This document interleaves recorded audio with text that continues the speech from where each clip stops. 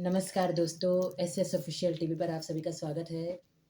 मैं माँ भवानी को नमन करता हूँ और दोस्तों आज जो मैं कविता लेकर उपस्थित हूँ, वो एक ऐसे विषय पर है, जिसके लिए सरकार ने अनेकों-अनेक ऐसे कार्यक्रम चलाए हैं। चाहे वो दहेज प्रथा का केस उठाकर ले लीजिए।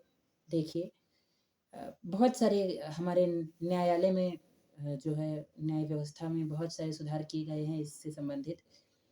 लेकिन आप लोग अपने दिल से सोचिए कि इतना कुछ होने के बाद भी क्या ये ख़त्म हो रहा है? कहीं न कहीं फिर वही चिंगारी भड़क जाती है।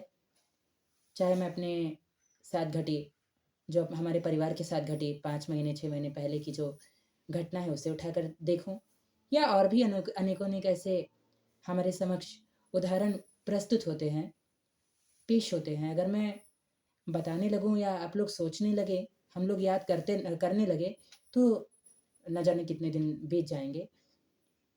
दोस्तों, मैं ज़्यादा कुछ नहीं कहना चाहूँगा, एक कविता लेकर उपस्थित हूँ, उसका जो थोड़ा-सा एक संदर्भ है सभी के समक्ष रखता हूँ और अपनी कविता प्रारंभ करता हूँ कि एक गाँव है जहाँ पर रिसेंटली अभी एक भाई ने अपनी बहन की शादी की है, बहुत धूमधाम से उसके पिताजी नहीं हैं और जो उसकी माँ है वो बर्तन माँजती हैं, भाई भी थोड़ा बहुत खेती-वेती करता है, मज़दूरी करता है और अपनी बहन की बहुत धूमधाम से शादी करता है। मुँह माँगा दहेज भी देता है। और जब उसकी बहन वहाँ से जाती है, तो 2-3 दिन तो बहुत अच्छा रहता है, उसके बाद चौथे 5वें दिन से थोड़ी बहुत झगड़ा लड़ाई और ये सब शुरू हो जाता है। बहन सोचती है कि कोई बात नहीं सब ठीक हो जाएगा, अब तो जो है सब यहीं पे ही है, तो अपनी मम्मी को क्यों बताऊँ, अपने भाई को क्यों बताऊँ, क्यों किसी को परेशान करूँ? और कुछ दिनों बाद फिर एक फ़ोन आता है उसी के घर पे, अपने भाई के घर पे और वो फ़ोन उठाने में असमर्थ रहता है। कुछ दिनों बाद जब रक्षाबंधन का दिन आता है तब उसका जो भाई है, वो अपनी बहन का इंतज़ार करता है, बहन नहीं आती तब वो अपनी बहन के घर जाता है और अपनी बहन को ढूँढता है। उसके घर पे जो उसके ससुराल वालों के सामने पूछता है तो किसी से ना कुछ सुनने पर जवाब-ववाब नहीं मिलता, जब नहीं कुछ पता चलता तो उसके गाँव में जाकर खोजबीन करता है, पता लगाता है। तब बताया जाता है कि उसकी बहन को तो बहुत लगभग आधे 1 महीने पहले ही जला दिया गया है, दहेज के कारण।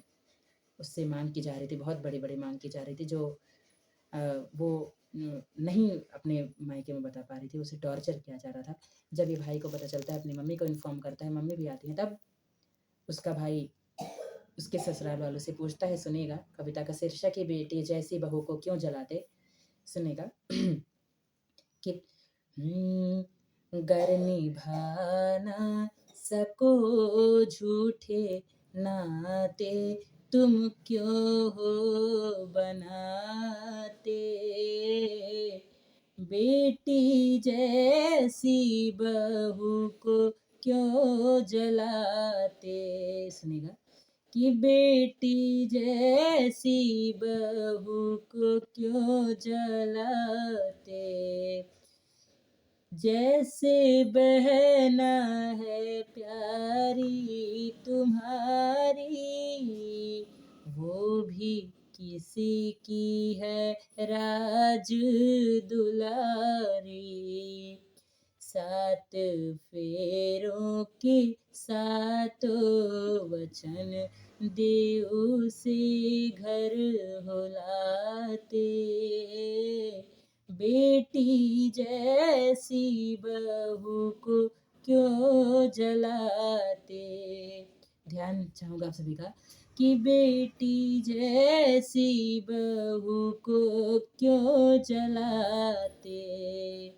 सोचते वो पढ़ी हो लिखी हो सुनिएगा कि आजकल बीए अगर कोई लड़की बीए करके ही और अगर कहीं उसकी शादी देखी जाती तो वो शादी नहीं करती बीए बीएड एमएड हो तब शादी तभी भी कमी निकालेंगे कि यार ये लड़की तो बहुत कम पढ़ी है सुनेगा कि सोचते वो पढ़ी हो लिखी हो खूब सूरत भी सबसे दिखे वो फिर भी दुख दे के उसको हर पल तुम क्यों हो रुलाते।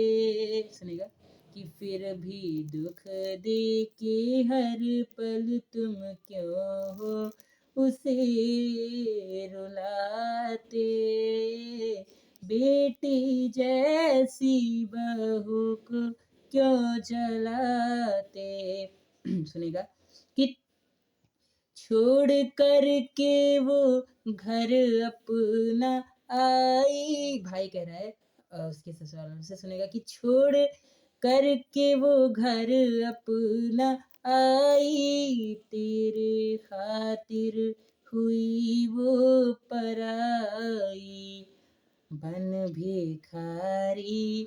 कहते हैं कि दहेज जो मांगता है उसे भिखारी कहते हैं, और जो देता है उसे दानी कहते हैं वास्तव में। कि सुनेगा कि बन भिखारी दहेज खातिर उस पे क्यों हो पीड़ा बरसाते। बेटी जैसी बहू को क्यों जलाते। सुनेगा कि झूठे तुम हो दिलासे दिलाते, वायदे उससे तुम कर वायदे उससे तुम करके ना निभाते।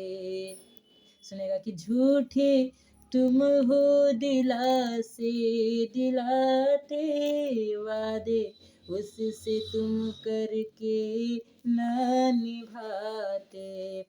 पाप से तुम बचो मत करो तुम कलंकित पवित्र नाते। वास्तव में बहुत पवित्र नाता है गाइस, कि बेटी जैसी बहू को क्यों जलाते, क्यों जलाते, क्यों जलाते। गाइस इस कविता को आप सभी बहुत दूर दूर तक शेयर कीजिए, ताकि अगर किसी के साथ ऐसी समस्या है तो एक समाधान करके एक समाधान एक महिला आयोग का है, उस पर आप लोग कांटेक्ट कीजिए। अगर आपका कमेंट आया तो मैं उनका नंबर भी शेयर करूँगा। कभी भी अगर अपने आसपास भी ऐसी कोई घटना देखते हैं आप लोग, तो उनके पास अगर आप लोग इन्फॉर्म करेंगे तो आपकी हद तक वो समस्या का समाधान करेंगे, आपकी सहायता करेंगे। देहरादून में ही है ये समाधान का ये एक